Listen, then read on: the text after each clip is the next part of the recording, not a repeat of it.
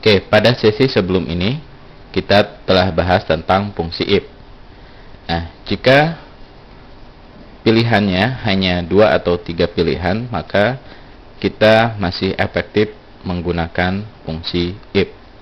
Namun jika pilihannya terdiri dari misalkan lebih dari 10 bahkan sampai 100, maka kalau masih menggunakan fungsi if itu maka akan cukup merepotkan.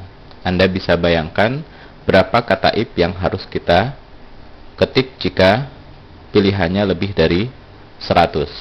Oke. Oleh karena itu, ada fungsi VLOOKUP dan HLOOKUP yang fungsinya bisa digunakan seperti ini. Oke, sekarang Anda klik saja worksheet VLOOKUP and HLOOKUP.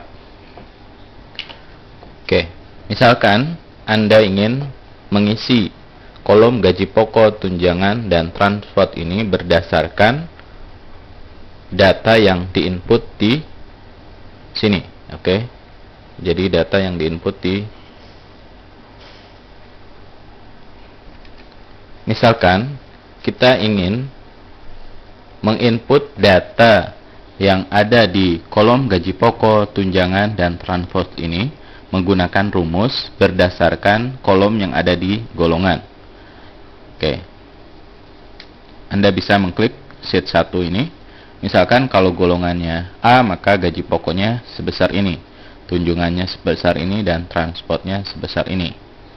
Oke, begitu pula dengan pajak. Jika 1A, 1B, dan seterusnya. Jadi sudah saya siapkan di sini. Nah, untuk keperluan hal itu, maka kita bisa menggunakan fungsi pembacaan tabel. Ada 2 fungsi pembacaan tabel, yaitu VLOOKUP adalah pembacaan tabel secara vertikal, dan HLOOKUP pembacaan tabel secara horizontal. Contohnya, jika gaji pokok ini berdasarkan tabel ini, ya, ini berarti yang digunakan adalah fungsi VLOOKUP, ya, karena dia akan membaca secara vertikal, ya, ke sini. Sedangkan untuk kolom total gaji ini berdasarkan tabel potongan pajak. Jadi ini dibaca secara horizontal. Oke, untuk lebih mudahnya memahami, kita praktek saja.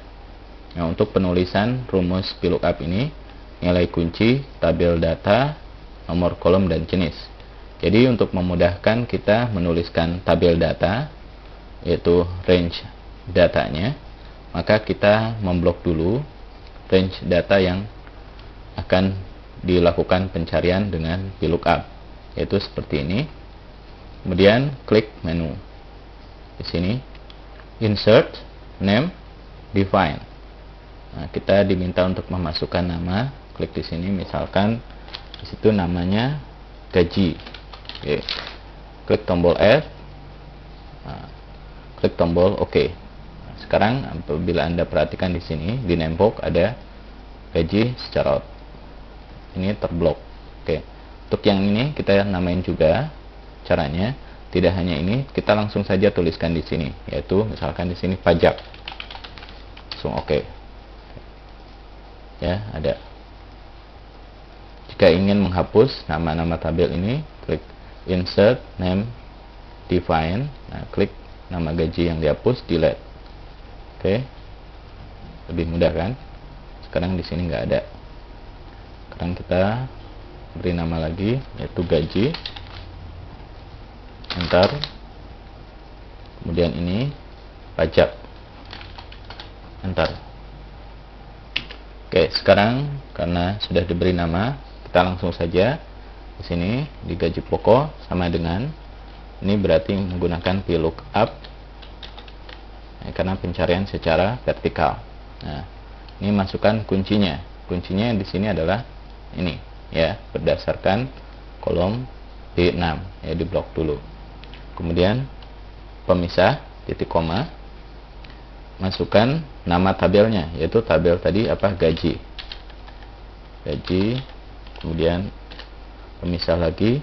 Nah, kita akan memasukkan di sini kolom keberapa, yaitu kolom dari sini 1, 2, berarti kolom kedua.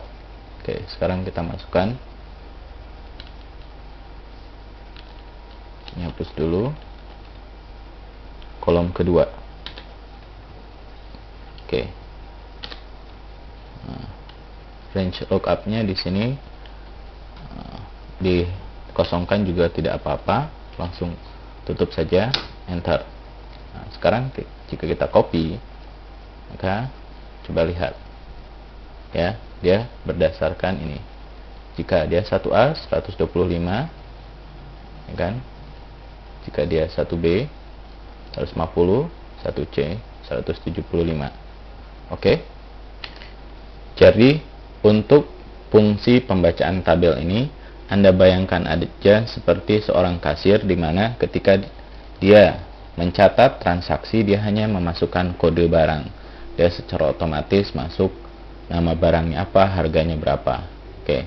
Jadi di sini juga apabila saya ganti misalkan 1A, ya 1A, dia akan berubah. Oke.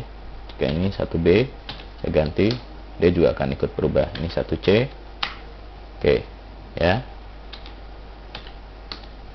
Jadi itulah fungsi, contoh penggunaan fungsi VLOOKUP. Oke, selanjutnya kita akan memasukkan rumus untuk kolom tunjangan, sama dengan VLOOKUP kurung buka. Nah, di sini kita akan masih sama berdasarkan ini. Oke, B6. Nah, nama tabelnya gaji tetap. Kemudian kolom keberapa? Jika kita lihat di sini, ya, tunjangan ini 1, 2, 3, ya, kolom ketiga. Oke. Ini kita hapus dulu. Kolom ketiga. Kemudian cukup, enter. Oke, kita copy hasilnya. Apakah sama? Benar. Oke, benar bukan? Jika di sini tertulis 1A, dia 85. Oke. Untuk transport juga hampir sama. Di look up. Kemudian ininya tetap, ya, koma, namanya gaji, nama tabelnya. Kemudian berarti ini kolom keempat. Oke.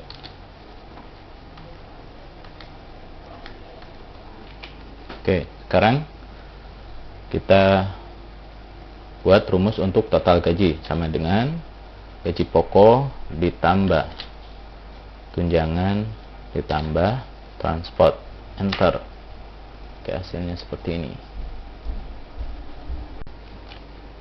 Oke, untuk kolom pajak ini berdasarkan tabel pajak ini.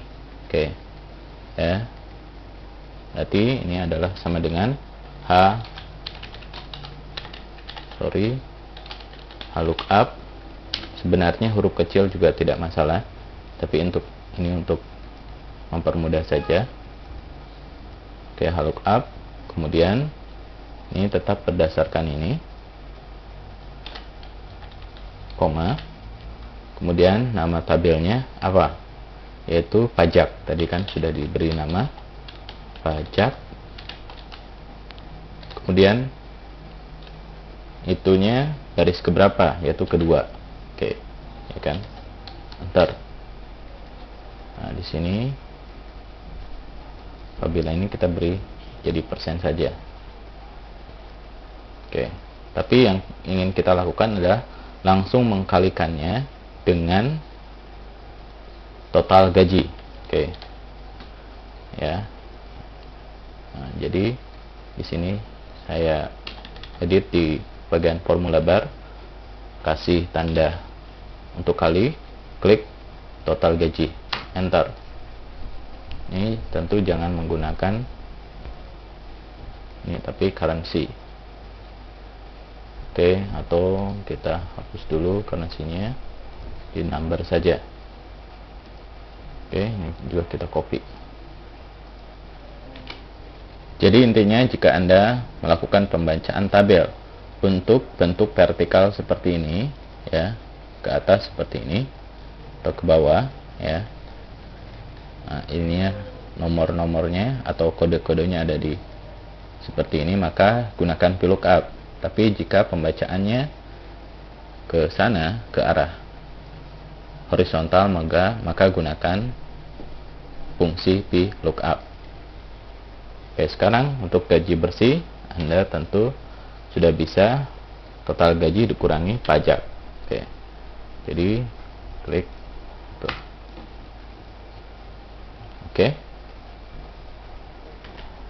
Oke, itulah tadi contoh penggunaan fungsi pembacaan tabel VLOOKUP dan HLOOKUP.